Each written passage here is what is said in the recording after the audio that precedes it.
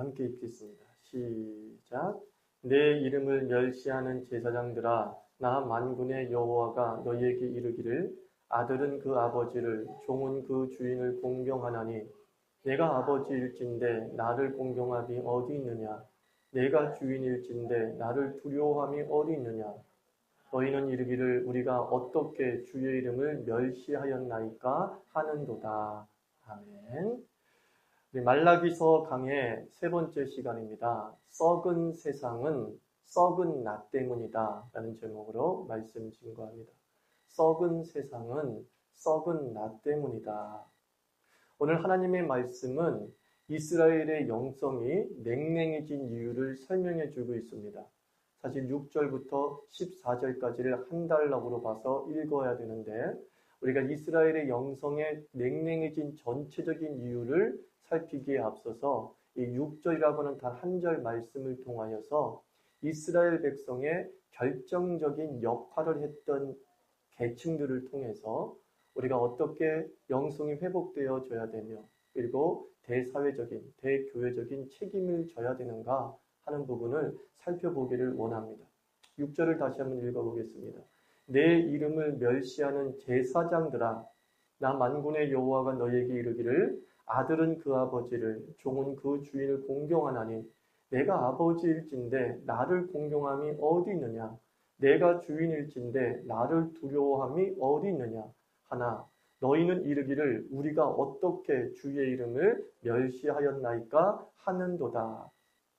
하나님께서는 이스라엘 전체의 신앙을 책망하기에 앞서서 제사장의 타락을 지적하고 있습니다. 제사장을 책망하고 있습니다. 제사장은 어떤 존재입니까? 이스라엘 전체의 신앙을 대표하는 자입니다. 신앙의 최전선에 있는 자가 제사장이고 그리고 신앙의 최후의 보루가 또한 제사장입니다. 가장 앞서서 영적 전투를 하는 자가 제사장이고 그리고 모든 것이 무너질 때 끝까지 무너지지 아니하고 여호와 신앙을 붙잡고 있어야 될 집단, 그들이 바로 제사장 그룹이었습니다. 그런데 이스라엘 역사에서 이 제사장 그룹은 안타깝게도 최후의 보루의 역할을 감당하지 못합니다. 그 어떠한 집단보다 마지막까지 신앙을 붙잡는 집단이 되어야 되는데 이스라엘 역사를 살펴보면 이 제사장 그룹은 사회보다 백성들보다 더 빨리 타락한 집단이 되었다라고 해도 과언이 아닐 정도였습니다. 우리가 교회는 사회의 지표다라고 얘기를 하고 있지 않습니까? 근데 거꾸로 말한다고 한다면 사회가 교회의 지표가 됩니다. 저는 이 말이 더 정확하다고 생각합니다. 교회가 사회의 지표가 되는 것이 아니라 사회가 교회의 지표가 됩니다. 무슨 뜻이냐면은 사회를 보면 교회를 알 수 있다라는 것입니다. 세상이 돌아가는 모습을 보면 교회가 어떻게 돌아가고 있는가 가늠할 수 있다는 겁니다. 세상의 상태와 교회의 상태가 이원론적으로 엇박자로 가지 않습니다. 세상과 교회는 한 덩어리가 돼서 서로 얽히고 설키면서 나아가는 모습을 보이고 있어요. 그래서 세상이 어두운데 교회는 밝다? 과연 그럴 수 있느냐? 그럴 수 없다는 겁니다. 왜? 사회는 교회의 지표가 되기 때문입니다. 우리가 교회는 사회의 수원지다라고 말합니다. 그죠? 교회는 사회의 샘물이다, 근원이다라고 말을 합니다. 그렇다고 한다면 사회가 맑으면 윗물인 교회가 맑기 때문이겠죠.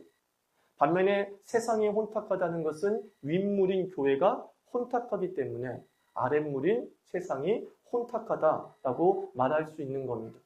이런 의미에서 교회는, 사회는 교회의 지표이다라고 말하는 거예요. 세상은 혼탁한데 교회는 맑은가? 그럴 수 없다는 거예요. 왜 그렇습니까? 교회는 사회의 수원지가 되기 때문이죠.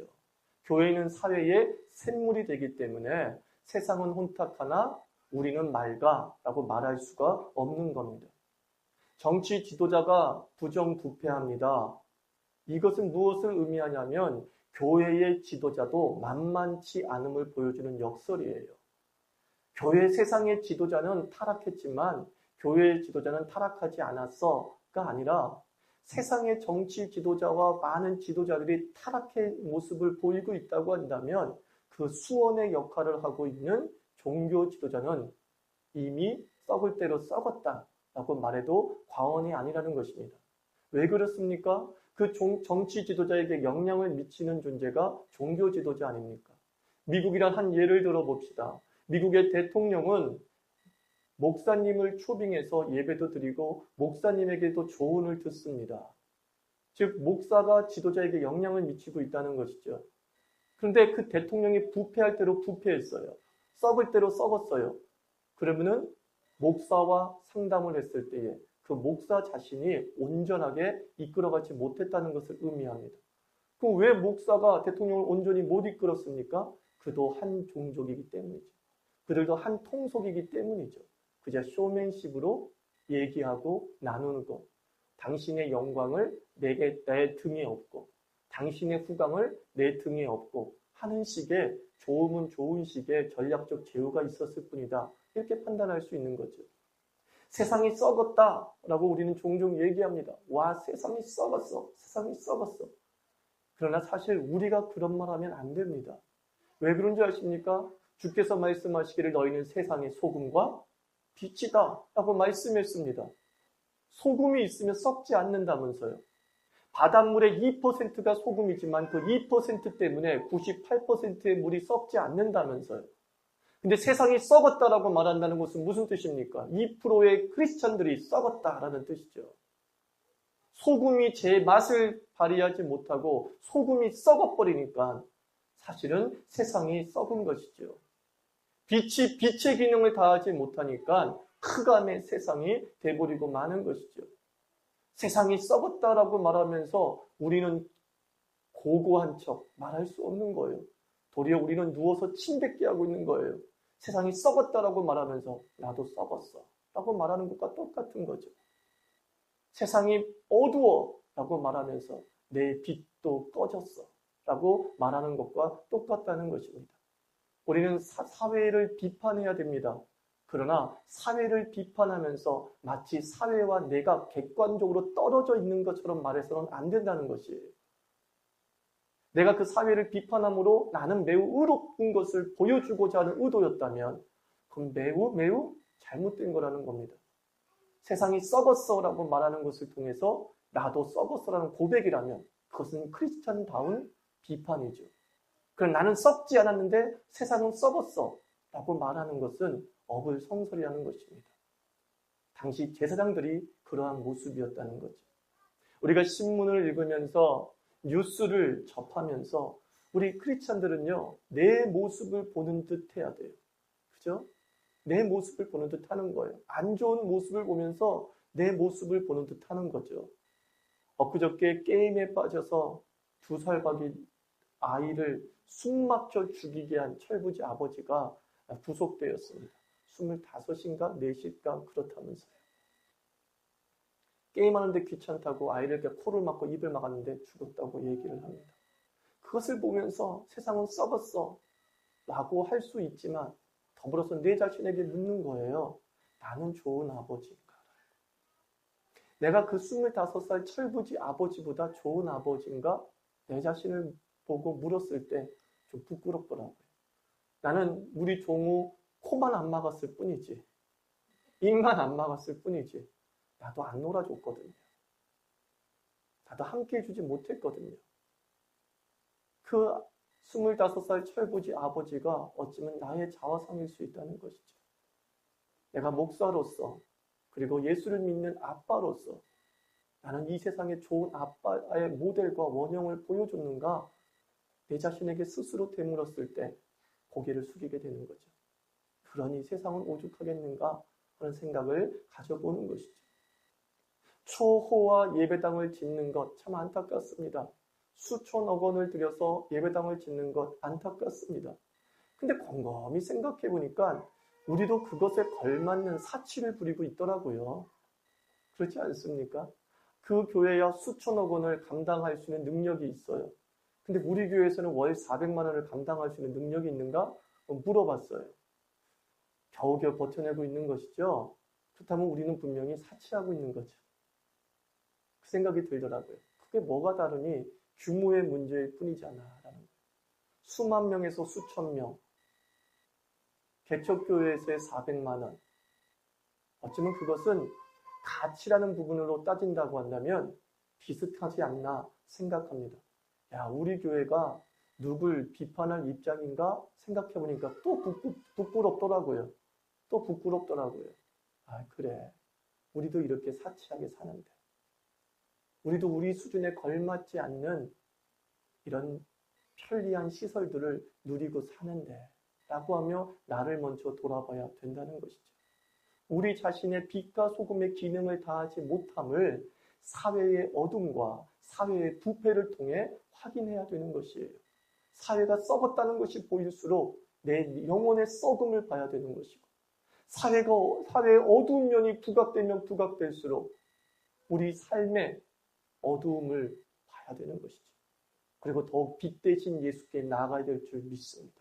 더욱 빛에 가까이, 참 빛 대신 예수께 가까이 감을 통하여서 우리의 잃어버린 광채, 변색된 광채를 다시 회복돼야 될 필요성이 있습니다. 불이야, 불이야라고 외쳤어요. 우리는 너무나 불이야라고 외쳤어요. 그래서 많은 사람들을 그 불난 집에서 나오게 하는 좋은 기능을 했어요. 그런데 가만히 생각해 보니까 불이야, 불이야 소리를 나는 못 듣고 있더라고요.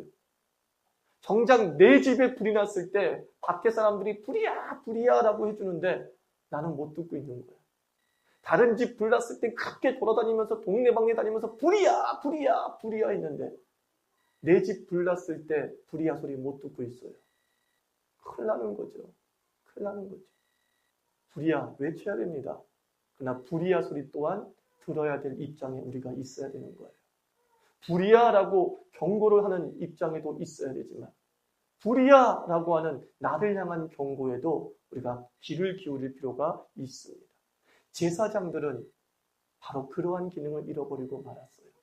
백성들에게 불이야라고 말할 뿐이지 자기 삶 속에 불타버린 잿더미 된 그 모습을 발견하지 못하죠. 근데 누가 경고하세요? 하나님이 직접 경고하는 거죠.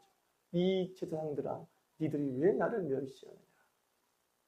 너희들이 왜 너희들이 앞장서서 온전히 살지 못하느냐라고 얘기하는 거죠. 목회 현장에서 목회 불문율이 하나 있어요. 그게 뭐냐면 교인의 수준은 담임 목사의 수준을 넘지 못한다라는 불문율이 있어요. 교인의 수준은 담임 목사의 수준을 넘지 못한다. 그러니까 물은 그 수원지보다 높게 흐르지 못한다라는 말과 같은 거죠. 말씀을 주로 전하는 이의 수준이 말씀의 수준과 깊이를 결정한다. 그건 어쩔 수 없는 일이다라고 생각합니다. 그러니까 성도 입장에서 좋은 목사 만나고 좋은 스승을 만나는 것은 복인 줄 믿습니다. 이런 복을 누리고 있습니까? 목소리가 매우 작습니다. 이거 녹음되고 있는데 큰일 났습니다. 좋은 목사, 좋은 스승을 만나는 건 굉장히 큰 복인데 최근에 한 신학자가 그런 칼럼을 썼어요. 아무나 목사가 되지 않기를 바란다. 그런 제목의 칼럼을 썼어요. 아무나, 이게 방점이에요. 아무나, 여기에 모든 의미가 담겨져 있어요. 저는 이 아무나 이 단어에 최선의 설명이 담겨져 있다고 생각합니다. 아무나. 그동안 하나님의 종들이 아무나 되었어요. 목사가 아무나 되었어요. 지도자가 아무나 되었어요. 그러나 이제는 아무나 돼서는 안 되는 시대가 되었습니다. 정말로 하나님께 강한 소명을 받고 자신의 희생을 담보로 한 삶을 살기로 결단한 자들만이 저는 이 길을 걸어가야 된다라고 생각을 합니다. 야고보서 1장 1절에서 하나님께서 말씀하십니다. 형제들아 너희는 선생된 우리가 더 큰 심판을 받을 줄 알고 많이 선생되지 말라. 앞선 지도자들은 뭐예요? 심판을 더 많이 받는데요. 목사, 심판을 더 많이 받는 존재예요. 그러므로 아무나 앞선 지도자가 되려고 하지 말아야 된다는 것입니다. 소경이 소경을 인도할 수 없는 거죠. 제가 이런 말을 하는 제 자신도 부끄럽습니다. 저도 그 아무나에 들어갈 수 있다고 생각해요. 목사는 성도와 같습니까? 네, 같습니다. 목사와 교인은 같습니다. 그러면서도 목사와 성도는 달라야 된다. 저는 이렇게 생각을 합니다. 현대 목회자들은 자신도 평범한 사람임을 이해해 달라고 합니다. 목사도 사람이다 이렇게 얘기해요. 맞아요? 그렇죠. 목사도 사람이죠. 사람이 아니면 짐승이에요? 그럴 수 없어요. 외계인이에요? 목사도 사람이에요. 목사도 죄 지을 수 있어 라고 목사 자신이 얘기를 합니다. 맞습니까? 맞습니다. 하지만 목사가 되기로 결심한 이상 저는 평범한 삶을 포기해야 된다고 믿습니다. 목사도 사람이고 목사도 성도고 목사도 똑같은 죄 지을 수 있는 가능성이 있는 존재이지만 그걸 알고도 목사의 길을 선택했다고 한다면 이제부터는 다르게 살아야 된다라고 말씀드리고 싶은 거예요. 만약에 평신도처럼 살고 싶다면 그 사람 목사 되면 안 되죠. 평신도처럼 마음대로 술 마시고 늦게 자고 게임하고 친구 만나러 돌아다니고 그럴 거면 목사 되면 안 되죠. 만인 제사장 시대이지만 그래도 목사는 성도와 저는 격이 달라야 된다라고 생각합니다. 더 많은 말씀을 전하고 따르며 사는 존재가 목사이기 때문에 신앙의 격과 인품의 격이 좀 달라야 된다고 보는 거예요. 목사가 사람 맞지만 목사가 죄 지을 수도 있지만 목사 스스로가 저도 사람이니까 이해해 주세요 라고 해서는 안 되죠. 저도 죄인 지질 수 있는 존재니까 이해해 주세요 라고 말해서는 안 된다고 보는 겁니다. 한국교회 부흥의 시기를 한번 살펴보면 말이죠. 조국교회 부흥의 시기에는 목사님들이 다르게 살았어요. 그죠, 여러분들? 불과 20년 전 한번 딱 떠올려 보세요. 30년 전 떠올려 보세요. 목사님들이 어떻게 살았어요? 우리 한국교회 목사님들은 고난과 희생의 본보기였습니다. 청렴한 삶을 사셨습니다. 농담도 전혀 하지 않으셨습니다. 오죽하면 성도들이 목사님은 화장실 가는 건 줄 몰랐대요. 화장실도 안 가는 줄 알았대요. 그리고 어떤 성도는 화장실에서 목사님 만나고 충격받았대잖아요. 어머, 목사님 왜 여기에? 왜 여기에? 목사가 여기에 있어야 될 줄 몰랐나이까? 이렇게 말하고 싶지만은 그럴 정도로 격이 다르게 살려고 애를 썼다는 것입니다. 저도 전도사 시절 25세 처음 전도사가 된 다음에 23년, 24년 전이죠. 그때 교회 나올 때 저는 양복만 입고 다녔어요. 일부러 그냥 양복만 쫙 입고 다니는 거예요. 왜? 나는 하나님의 사람으로 부름받았다. 그러니까는 다르게 살아야 된다. 이것을 이 양복으로 좀 보여주는 거죠. 쇼죠. 그러나 이 마음 한구석에서는 그런 자부심이 있었어요. 내가 목사다.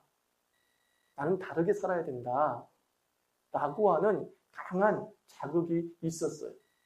지금은 인간적인 목사가 대세입니다. 농담도 하고 뭐 반바지 입고 또 함께 축구하고 영화도 보고 저는 괜찮다고 생각을 합니다. 왜? 제가 그렇게 하는 목사이니까. 반바지 입습니다. 영화도 봅니다.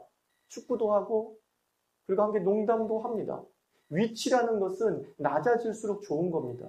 위치는 낮아져야 됩니다. 근데 문제가 뭔지 아십니까? 위치가 낮아짐과 동시에 수준까지 낮아져 버렸다는 겁니다. 이게 문제라는 것입니다. 짧은 반바지만큼 위치가 낮아진 정도만큼 우리 영성의 시간이 목사에게서 짧아졌다는 것입니다. 축구를 즐기는 것만큼 기도하는 수준이 낮아졌다라는 것입니다. 이제는 목사들이 평신도만큼 성경을 읽고 평신도만큼 거룩합니다. 그리고 그것으로 목사의 직분을 다했다고 지금 착각하고 있다는 겁니다. 위치는 낮아져야 됩니다. 영화 보러 가세요. 저 영화 보러 갈 겁니다. 축구 같이 할 겁니다. 위치는 낮아질 것입니다. 집사님하고 재미난 얘기도 할 겁니다. 위치는 낮아질 것입니다. 그러나 수준은 더욱 높아질 것입니다. 내가 영화 본 시간 동안에 그 아까운 시간 동안에 내가 잠을 들 자서라도 기도하고 잠을 들 자서라도 독서하고 잠을 들 자서라도 말씀 묵상할 겁니다. 수준이 떨어지면 안 되죠. 우리 하나님께서 성육신하셨습니다.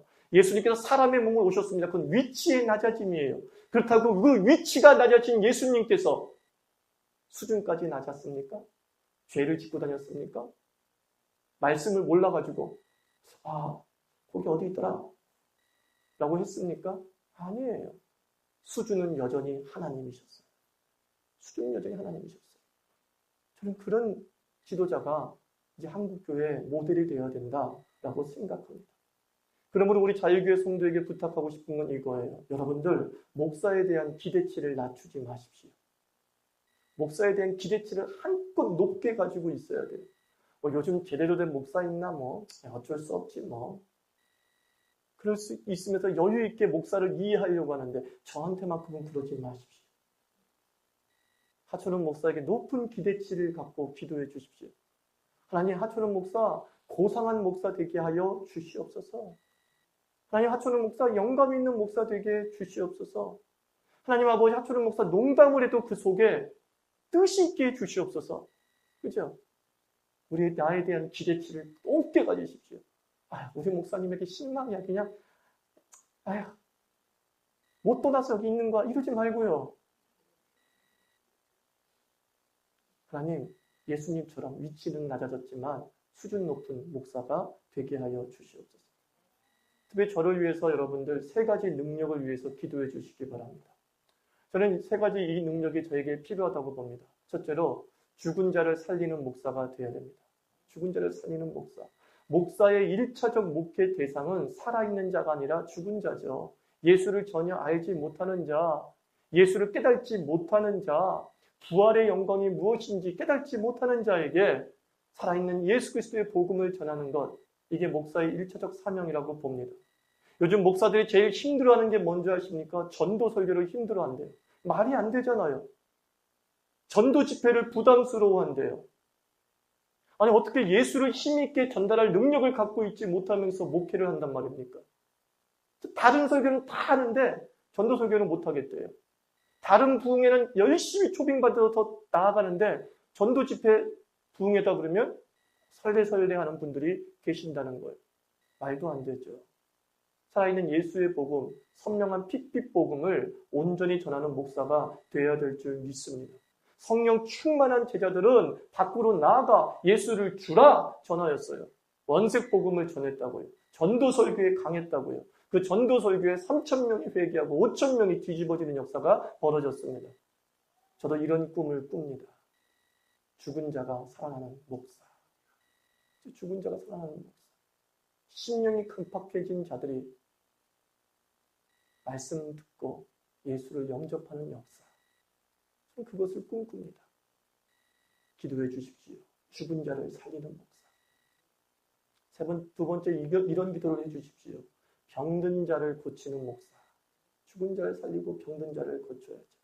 많은 영혼이 병들어 있다고 얘기합니다. 육체적으로, 영혼이, 그리고 심리적인 병을 앓고 있다고 말합니다. 예수님께서는 분명히 영적 구원을 위해서, 하나님 나라를 위해서 이 땅에 오셨죠. 그러나 예수님이 살아있는 동안에는, 세상에서 사시는 동안에는 병든 자들과 각종 귀신 들린 자를 치유하셨다라고 복음서에는 기록이 되어져 있습니다. 저는 말씀이 능력 있는 것을 믿습니다. 제가 몇 번 경험했습니다. 그냥 설교할 때 흐느껴 우는 일이 많아요. 제가 그냥 설교를 하는데 몇 개 앉아있는 분들이 흐느껴 울더라고요.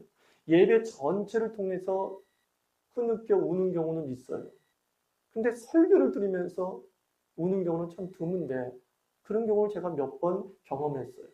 또 말씀을 들으면서 뻥 뚫렸다고 하고 하나님이 날 사랑하심을 새삼스럽게 느꼈다라고는 추후 고백들을 들을 수 있었어요. 제가 그때 깨달았어요. 요한복음 3장 16절이 내 설교가 돼야 되겠구나. 요한복음 3장 16절이 무엇입니까?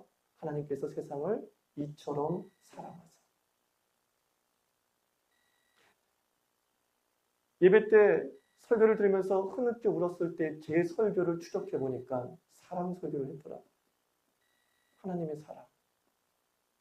죄인을 향하신 하나님의 사랑이 얼마나 위대하고 놀랍고 탄복할 만한지를 말하고 있을 때 그 사랑에 죄인들이 흐느껴 울더라고요. 상한 심령들이 위로받고 힘을 얻음을 저는 깨닫게 되었습니다. 병든 자를 살리는 목사가 되기 위해서는 이 하나님의 사랑이 내 안에 있어야겠구나라는 것이죠. 내가 율법주의로 흘러가지 않도록 조심해야 되는구나. 치고 질책하고 병책하는 메시지만 가득 찰 때 성도들이 얼마나 지치고 힘들까 하는 생각들을 가져보았습니다. 결국은 병든 자를 살리기 위해서, 그런 목사가 되기 위해서 필요한 게 뭐겠어요? 사랑이라. 내 안에 예수 그리스도의 사랑으로 충만해야 돼요. 내가 그 십자가의 사랑 앞에 무릎을 꿇고 한 생명을 볼 때마다 사랑으로 다가서는 것이죠. 제가 일전에 그런 말씀 드렸잖아요. 파라과이에서 2년 동안 있을 때 그 파라과이에서 했던 설교가 그 어떤 설교보다 감동이 있었다라고 하는 가족들의 모니터링이 있었다고. 지금 그 설교 들어보면 참 두서도 없어요. 그렇게 싹 세련되지 못했어요. 근데 왜 좋다고 얘기했을까? 제가 그 파라과이에 있으면서 그 파라과이 교포 한 명 한 명이 그렇게 불쌍했었어요. 첫날 예배를 인도하는데 30살짜리가 예배를 딱 인도하는데 그 어린 새끼가 이렇게 입을 쫙 벌리고서 모이를 받아먹는 모습 있잖아요. 그런 모습으로 내게 확 집중하더라고요. 내가 너무 부담된 거예요. 그리고 그 순간 불쌍한 거예요. 얼마나 배고팠으면 저럴까. 나 같은 이 젊은 강도사한테 저렇게 초롱초롱하게 눈을 뜨고 입을 벌리고 있을까. 그리고 정성을 다해 준비했어요. 그 정성이란 바로 사랑이에요. 하나님 이 사람들 불쌍해요. 이 사람들 말씀을 사모해요. 주석도 없습니다. 책도 없습니다. 성경 하나 갖고만 씨름을 했어요. 근데 그것이 성도의 삶을 채워주더라고요. 병든 자를 살리는 목사는 결국 사랑이 있는 목사인 거예요. 그렇죠? 이 사랑을 위해서 항상 기도해 주시기를 바라고, 우리가 예배 드릴 때에 회복의 시간이 되고 말씀 들을 때에 위로의 시간 되기를 주의 이름으로 축원합니다. 세 번째, 이런 목사가 됐으면 좋겠어요. 잠든 자를 깨우는 목사가 됐으면 좋겠어요. 죽은 자를 살리고 병든 자를 치유하고 잠든 자를 깨우는 목사. 여러분, 살아있는 하나님의 말씀을 들으면서 졸 수 있습니까? 졸 수 있죠. 졸 수 있죠. 그러나 목사의 책임은 전 이거라고 생각해요. 졸지 못하게 하는 것. 존 사람에게 책임도 있지만, 그러나 그를 졸게 내버려둔 목사도 문제가 있다. 저는 그 생각을 해봅니다. 그 사람을 깨우기 위해서 소리를 지르든지 여기 있는 종을 던져버리든지 어떻게든 해가지고 깨워서 말씀을 듣게 만들어야 된다고 저는 봅니다. 자기 설교에 감동받지 못한 목사가 있었대요. 근데 이 목사님이 좋아하는 코미디언이 있었는데 그 코미디언은 그 무대에서 올라가서 막 사람들을 뒤집어 놓는 거예요. 그리고 어느 날 이제 그 목사님이 그 코미디언을 만나서 너무나 궁금한 질문을 하나 하는 겁니다. 여보게나, 당신은 그 가짜를 말하면서도 사람들의 심금을 울리는데 나는 진짜 하나님의 메시지를 전하면서도 사람들을 감동시키지 못하는데 대체 그 이유가 뭐요? 라고 물어본 거죠. 그래서 이 코미디언이 이제 목사님에게 이렇게 얘기했다는 거예요. 목사님, 당신은 진짜를 말하면서도 가짜같이 말하고 나는 가짜를 말하면서도 진짜같이 말하기 때문이에요. 그러더라고요. 맞아요. 저는 이 진짜 하나님의 말씀을 전하면서 나는 진짜 하나님의 말씀을대로 전하고 있는지 묻게 되는 거죠. 살아있는 하나님의 말씀을 전하는데 내가 정말 살아있는 하나님의 말씀이라고 믿고 전하는지 되묻게 되는 것입니다. 내가 확신하면 앉아있는 자도 확신하게 되는 줄 믿습니다.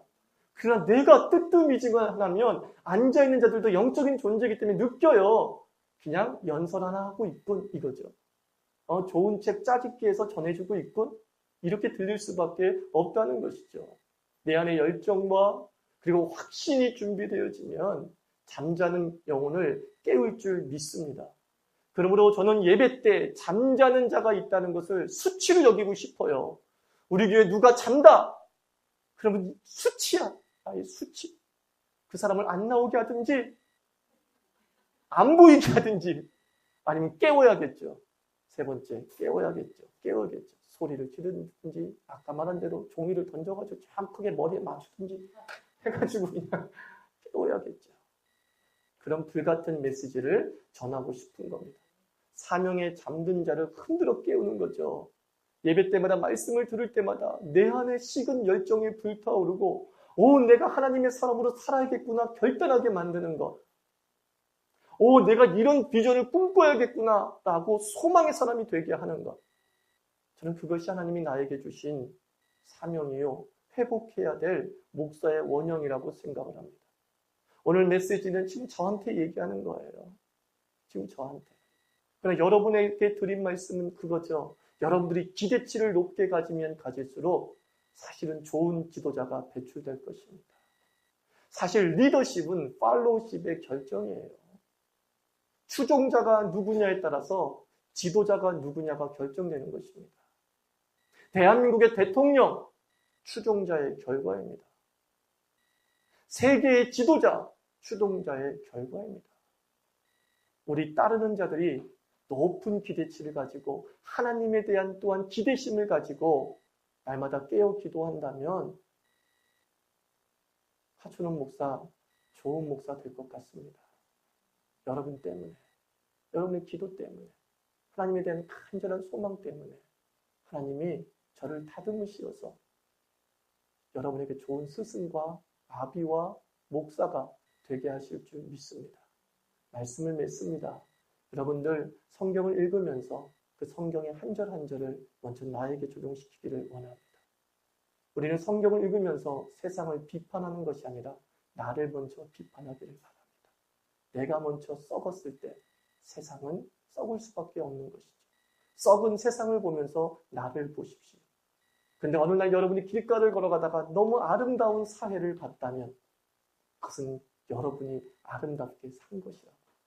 아름다운 모습을 많이 보고 사는 그리스도인 되기를 주의 이름으로 축원합니다. 기도합시다.